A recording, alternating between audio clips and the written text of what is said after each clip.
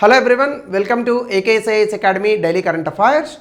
ముందుగా నిన్నటి క్వశ్చన్కి వెళ్ళే ముందు ఈరోజు యూపీఎస్సీ 2025 రిజల్ట్స్ వచ్చాయి.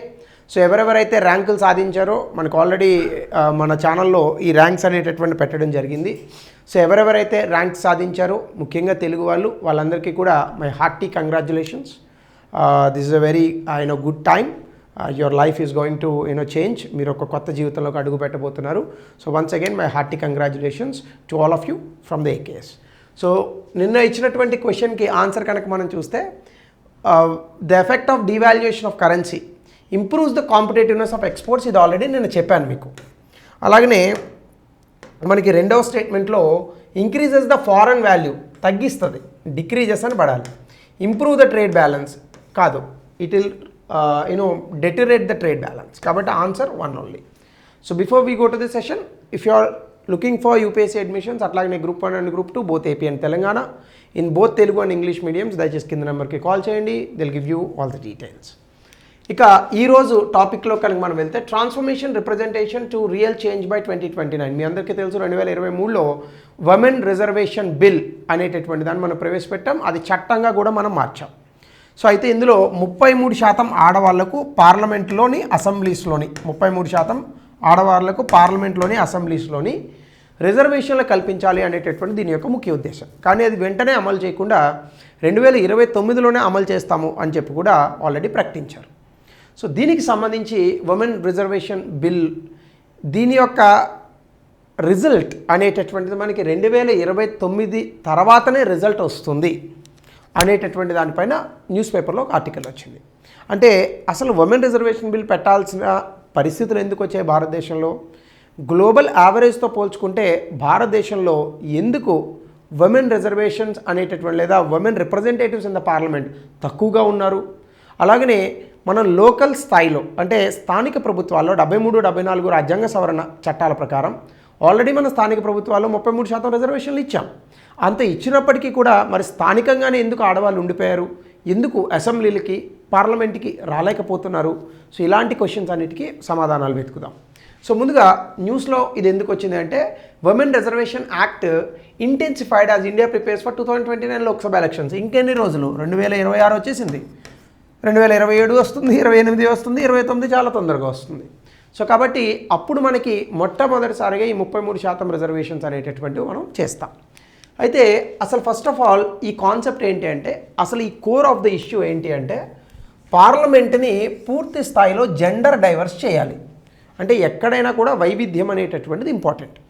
ఈ వైవిధ్యంలో భాగంగా పార్లమెంటులో కూడా ఎక్కువ శాతం మనకి మగవారే ఉంటున్నారు.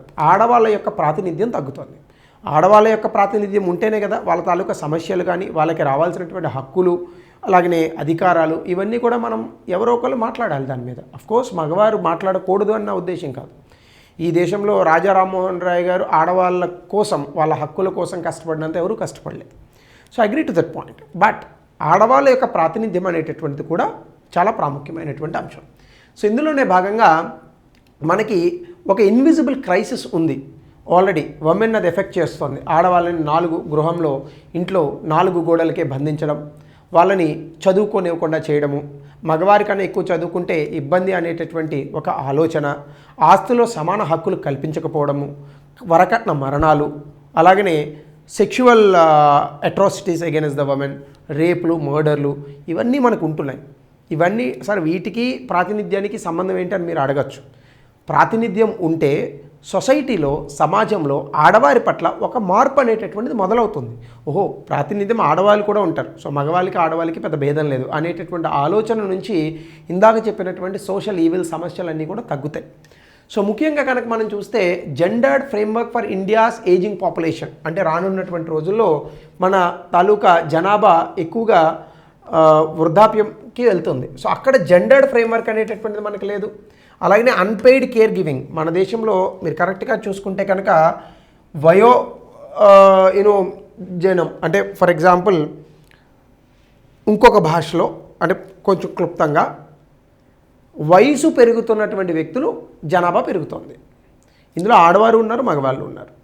మగవారు బాగా సంపాదిస్తారు అంటే మోస్ట్ ఆఫ్ ద పీపుల్ నా ఉద్దేశంలో. ఆడవారు సంపాదించారని నా ఉద్దేశం కాదు.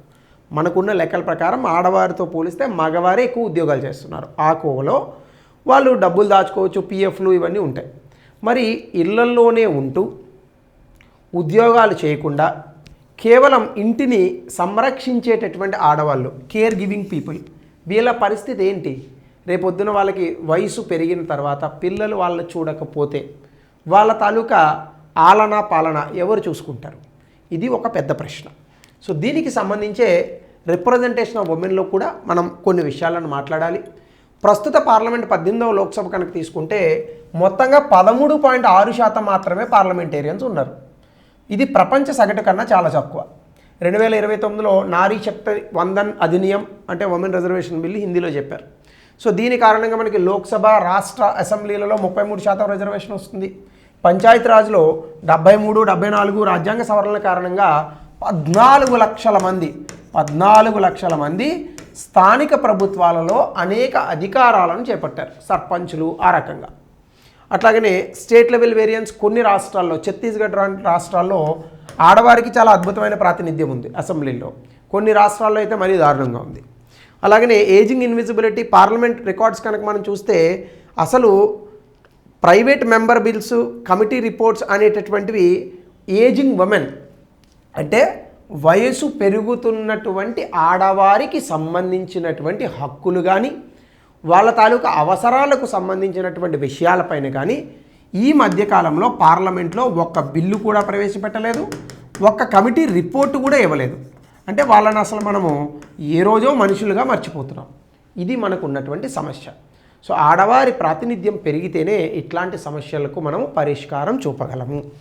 అలాగనే అసలు ఉమెన్ రిప్రజెంటేషన్ ఎందుకు కావాలి అనేది కనుక ఒకసారి మనం చూస్తే దేశంలో, ప్రపంచంలో కూడా కేర్ ఎకనామీ అని ఒకటి ఉంటుంది.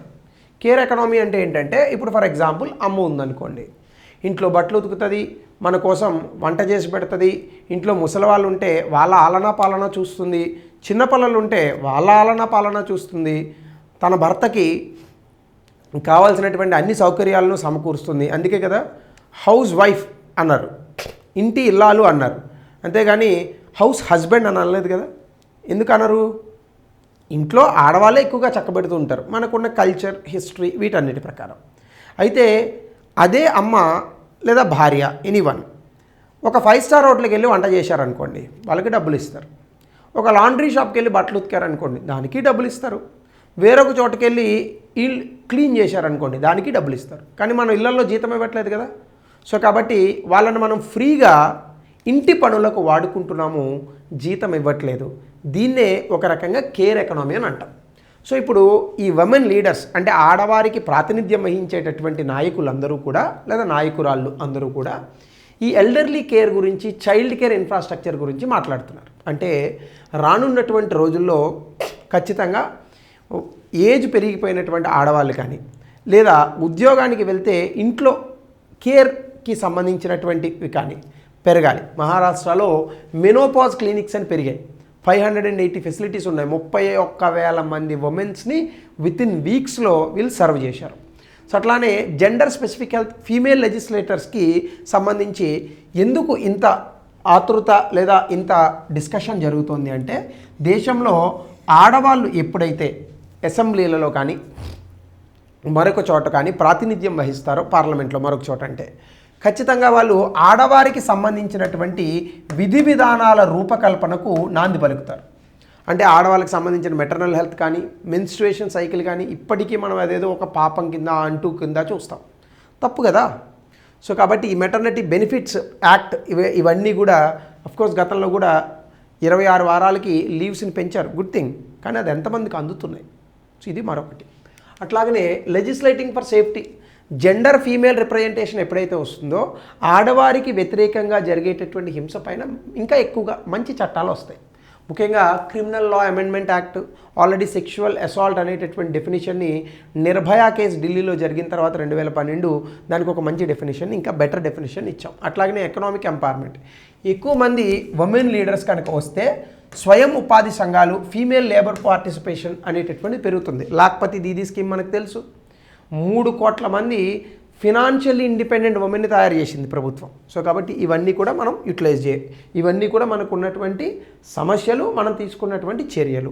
అలాగనే అర్బన్ ప్లానింగ్లో కూడా ఫీమేల్ రిప్రజెంటేటివ్స్ ఉంటే పింక్ టాయిలెట్స్ ఎక్కడ ఉండాలి, పింక్ బస్సెస్ ఎక్కడ ఉండాలి, ఢిల్లీ లాంటి ప్లేసెస్లో ట్రై చేస్తున్నారు ఇవన్నీ. సో ఇట్లాంటివి కూడా పెట్టి ఆడవారికి ఎక్కువగా వాళ్ళ అవసరాలకు తగినటువంటి ఇన్ఫ్రాస్ట్రక్చర్ను కూడా క్రియేట్ చేయొచ్చు. అట్లానే ఇప్పటి వరకు మన ప్రభుత్వం ఏ చర్యలు తీసుకుంది? డెఫినెట్గా తీసుకుంది. ఏంటవి? నారీ శక్తి వందన్ అభియాన్. ఆల్రెడీ మీకు చెప్పాను, కాన్స్టిట్యూషనల్ అమెండ్మెంట్ చేసి 33% రిజర్వేషన్లు ఇచ్చాం. 73, 74 రాజ్యాంగ సవరణ, స్థానిక ప్రభుత్వాల్లో 33% ఇచ్చాం. కొన్ని రాష్ట్రాల్లో 50% ఉంది. క్యాండిడేట్ పైప్ లైన్స్ అంటే పొలిటికల్ పార్టీస్ ఇంటర్నల్గానే 2029 రాబోయేటటువంటి ఎన్నికలలో ఆడవారిని నిలబెట్టడానికి ఇప్పటి నుంచే కసరత్తులు చేస్తున్నాయి. అలాగే లాక్పతి దీది, డ్రోన్ దీది, కొన్ని రూరల్ ఉమెన్ అంటే గ్రామీణ ప్రాంతాల్లో ఉన్నటువంటి ఆడవారికి సంబంధించి వాళ్ళ నాయకత్వాన్ని పెంచడానికి, టెక్నికల్ స్కిల్స్ని పెంచడానికి గ్రాస్ రూట్ లెవెల్లో లాక్పతి దీది, డ్రోన్ దీది. జెండర్ బడ్జెటింగ్, ఆల్రెడీ జెండర్ బడ్జెటింగ్ని మనం ఇన్స్టిట్యూషనలైజ్ చేసాం 2005లోనే. సో దీనికి సంబంధించి ఆడవారికి సంబంధించి ప్రభుత్వం ఎంత డబ్బులు ఖర్చు పెడుతోంది అనేటటువంటి ఒక విడి నివేదికను బడ్జెట్లో ప్రవేశపెట్టాలి. సో ఇవన్నీ కూడా భారత ప్రభుత్వం తీసుకున్నటువంటి అనేక కార్యక్రమాలు. అయితే ఛాలెంజెస్ కూడా ఉన్నాయి. సర్పంచ్ పతి సిండ్రోమ్ ఉంది. దీన్నే ఇంగ్లీష్లో ఏమంటారంటే బేసికల్గా ప్రాక్సీ రిప్రజెంటేషన్ అంటారు. అంటే స్థానిక ప్రభుత్వాలలో ఆడవారికి రిజర్వేషన్లు ఇచ్చాం, కానీ ఆయన సర్పంచ్ కింద బిహేవ్ చేస్తాడు. అంటే నిజమైనటువంటి హక్కులు ఎవరికి ఉంటాయి? వాళ్ళ ఆయనకు ఉంటాయి. ఆమె పాపం ఎన్నికల్లో గెలిచింది, కానీ ఆయన పెత్తనం చలాయిస్తాడు. సో చాలా చోట్ల ఎంపీ, యూపీ ఇలాంటి చోట్ల వాళ్ళ ఆవిడ రాదు, ఈయనే వస్తాడు. రేపు కూడా ఎంపీ ఎలక్షన్స్లో, ఎమ్మెల్యే ఎలక్షన్స్లో కూడా ఇదే జరగచ్చు. 1, 2 ఇంటర్నల్ పార్టీ బ్యారియర్స్. అంటే పాట్రియార్కల్ పార్టీ స్ట్రక్చర్స్ ఉన్నాయి భారతదేశంలో. పురుషాధిక్య సమాజం కాబట్టి రాజకీయాలు కూడా పురుషాధిక్య సమాజంలోనే జరుగుతూ ఉంటాయి. సో ఆడవారికి కొన్ని సీట్స్, ఓడిపోయేటటువంటి సీట్స్ ఇస్తారు, విన్ అయ్యే సీట్స్ ఇవ్వరు. సో దీని కారణంగా మనకి ఏమవుతుంది? ఎక్కువ మంది ఆడవాళ్ళు రారు. సో కాబట్టి ఓన్లీ 10 to 12% ఫీమేల్ క్యాండిడేట్స్ ఇప్పటి వరకు కూడా without legal compulsion major parties హిస్టారికల్గా ఇంతమందిని నిలబెట్టాయి. బట్ అఫ్ కోర్స్ ఓడిపోయేవా గెలిచేవా అనేటటువంటిది లేదు. ఇద్దరు ఉమెన్నే పెట్టాలి కాబట్టి ఇప్పుడు ఖచ్చితంగా ఉమెన్ రిప్రజెంటేషన్ అయితే వస్తుంది. 3 డబుల్ బర్డెన్. ఉమెన్ పొలిటీషియన్స్ వస్తే వాళ్ళకి కొన్ని బాధ్యతలు వస్తాయి రాజకీయంగా, కానీ వాళ్ళ ఇంట్లో కూడా బాధ్యతలు అనేటటువంటివి సేకరించాలి. దీనివల్ల వాళ్ళు డబుల్ డ్యూటీ చేయాల్సి ఉంటుంది. ఎంత ఎంపీ గారు ఒక లేడీ అయినప్పటికీ భర్తకైతే వండి పెడుతుంది కదా మన సమాజంలో భాగంగా. సో కాబట్టి డబుల్ డ్యూటీ ఉండే అవకాశం ఉంది. అలాగనే మనం ల్యాక్ ఆఫ్ అగ్రిగేటెడ్ డేటా అంటే gender specific data restricts effective policy making. అంటే national policy for older persons ఉంది. ఎంతమందికి నిజంగా అంటే వయసు పెరిగినటువంటి ఆడవారు, రిటైర్మెంట్ అయినటువంటి ఆడవాళ్ళు ఎంతమంది ఫినాన్షియల్గా ఇండిపెండెంట్ ఉన్నారు, ఇట్లాంటి రికార్డ్స్ మన దగ్గర లేవు. అలాగే ఈ మధ్యన ఆన్లైన్ హెరాస్మెంట్స్ పెరిగిపోతున్నాయి. అంటే సైబర్ హెరాస్మెంట్స్, క్యారెక్టర్ అటాక్స్ జరుగుతున్నాయి. దీనివల్ల ఫీమేల్ మినిస్టర్స్, ఎంపీస్ అనేక రకాల ట్రోలింగ్స్ని ఎదుర్కొంటున్నారు. సో ఎంతవరకు ఆడవారు ఈ యొక్క ఒత్తిడిని స్వీకరించగలరు? సో ఇవన్నీ అందులో ఉన్నటువంటి క్వశ్చన్స్. సో వీటికి మనం సమాధానాలు వెతికితే ఖచ్చితంగా ఈ women reservation bill it will give the fruits to India. So again it will put the women at par with men. సోషల్లో జెండర్ సెన్సిటివిటీ అనేటటువంటిది పెరుగుతుంది, జెండర్ ఈక్వాలిటీ వస్తుంది. సో దీనికి సంబంధించి ఒక ప్రశ్న దయచేసి కమెంట్ సెక్షన్లో తెలపండి. అట్లాగనే మెయిన్స్కి సంబంధించి కూడా ఒక ప్రశ్న. Despite increasing representation women in politics continues to face structure and social barriers. ఇది ఈ ఇయర్ మీరు మెయిన్స్లో ఎక్స్పెక్ట్ చేయొచ్చు. 200 పదాల్లో రాయండి. సో ఇది ఈరోజు టాపిక్. మరో కొత్త టాపిక్తో will meet tomorrow. Thank you. Have a good day.